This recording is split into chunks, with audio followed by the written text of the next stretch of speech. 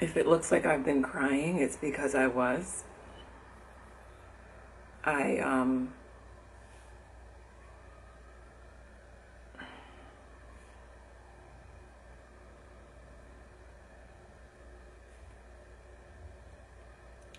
we're all working to get a message out about staying inside and stopping the spread. But if you're not outside because you're an essential worker, what I just learned yesterday is you're outside because you want to go know if you have it.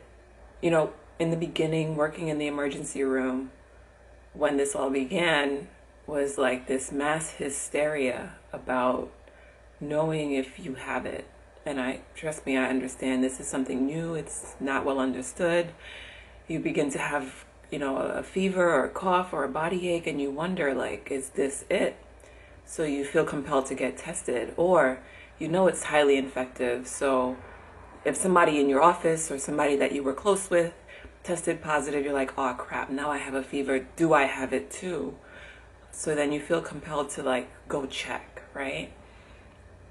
My whole point of saying to stay home are for not just people who are well, and I want to keep it that way, but it's for people who have mild symptoms and can ride it out. Like, if you would not have run to the doctor before for it, then why now? I'll tell you why.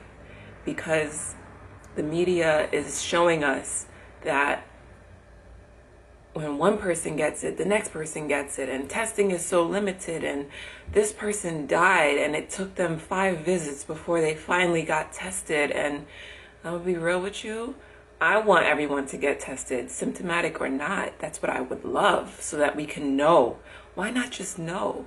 But we're not at that point right now. We're at a point of wanting to contain and suppress and contain. And what's happening is you develop mild symptoms and you're like, I want to get tested. I'm going to go see if I can get tested. I worked yesterday and I was deeply disgusted. Standing room only. The waiting room was people on top of people. The amount of people I saw yesterday that did not need to come out, I get worried that if they didn't have it, now they do. And the woman sitting next to them that's there for her vaccination routinely just got exposed to you. Why can't you just stay home and ride it out? I just came to get tested. One guy says, I just want to know if I have the antibody, because I'm sitting at home and I'm reading online and everything that it said looks like what I had, and I need to know if I have the antibody.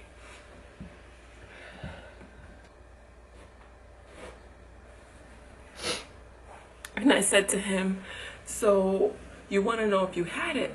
Yeah. I said, they didn't roll that test out yet, but technically speaking, you're better now. So why did you come? He's like, but then my friend's a doctor and said that if I'm here and let's say I get exposed again, I could get it again. I said, that's right, maybe. And he's like, so then why do you have everybody out there like this? And I looked at him like, are you kidding me?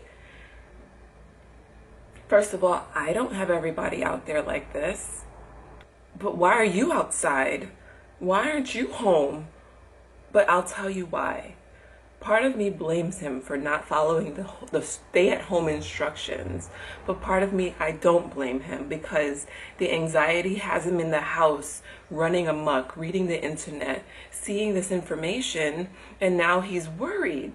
Now he's worried, genuinely worried. And that worry is what brought him outside of the house.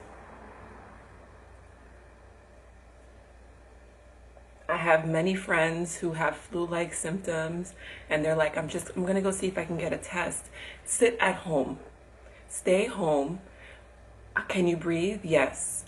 Are you in dire need to be seen right now? No. But you want to get a test. I want you to really listen. I woke up this morning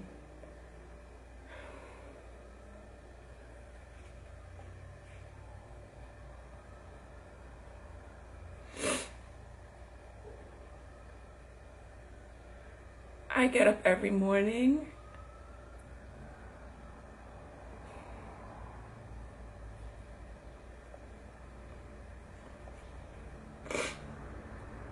and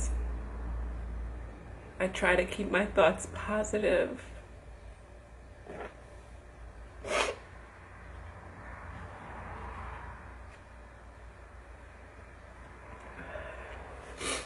I try to keep thoughts positive because that's what's going to rule the day, you know? But this morning, I got up in tears, and it's tears of fear and anxiety. Our office saw over 200 people in the span of 12 hours, and it's an office. And like, I only sit in fear that somewhere along the way I must have cross-contaminated. And we know that being out there is putting ourselves at risk, but that got me. It got me.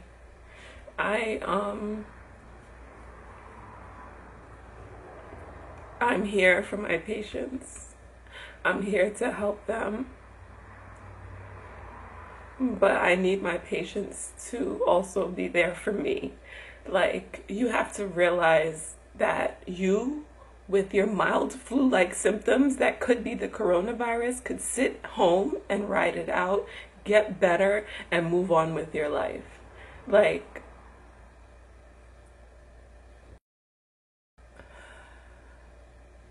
you know what? You guys tell me. Tell me how you see it, because I have a lot of friends and followers, and I am sure that at least if the statistic is as I'm seeing it in the hospital in an urgent care office setting, if the statistic is anything like what I'm seeing, then I know that a large percentage of you have endured a recent flu-like illness. And due to what we're hearing and what we're reading and what we're seeing, you want to know what's going on here. Is it you, Rona? Tell me. Maybe it'll help me understand. Maybe I need the perspective of people that I know. Would you run to the emergency room or urgent care? Would you write it out? If you would go to emergency room or urgent care for your mild symptoms, what are you hoping that visit would achieve? If you want to get tested, if you don't, if you got tested, how would that change your life and what you do? Let me know, because maybe I'm not understanding it. Maybe there's something that I don't understand, because I've asked my patients yesterday, your symptoms are mild. I understand you want to get tested, but can you tell me, how will getting this test change what you do? And I got a lot of, okay, you're right. One lady says, but I have a 6-month-old at home, and my baby's father is in the house. He tested positive. Now I have fever. How do I know if I don't have it? And I said, okay, so if I test you and you're positive, what will you do differently? And she just looked at me. I said, are you staying at home? Yes. I just don't want my baby to get it. I said, are you washing your hands? Are you practicing good hygiene? Are you cleaning around the house? Yes. I said, so you need to continue doing that. This test won't tell me any differently. I'll guarantee you, if I tested you, it would be positive.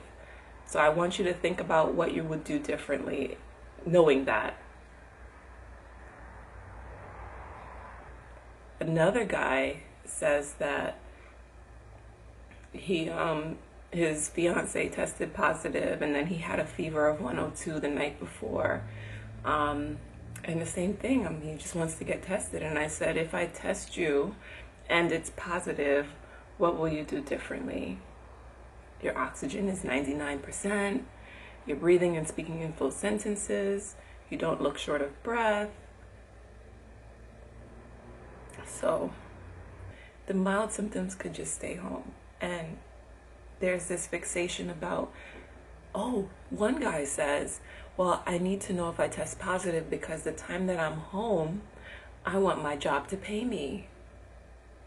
Times are hard and the system is broken. It's not the patient's fault. It's media, it's employers, it's everyone is not working together. And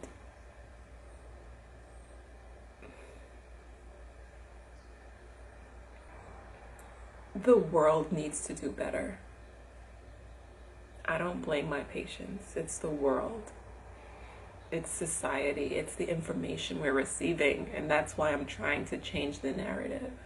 But I'm only one person. My colleagues are trying to do the same. Anyway, I appreciate your feedback. I won't be upset. I want to gain perspective here.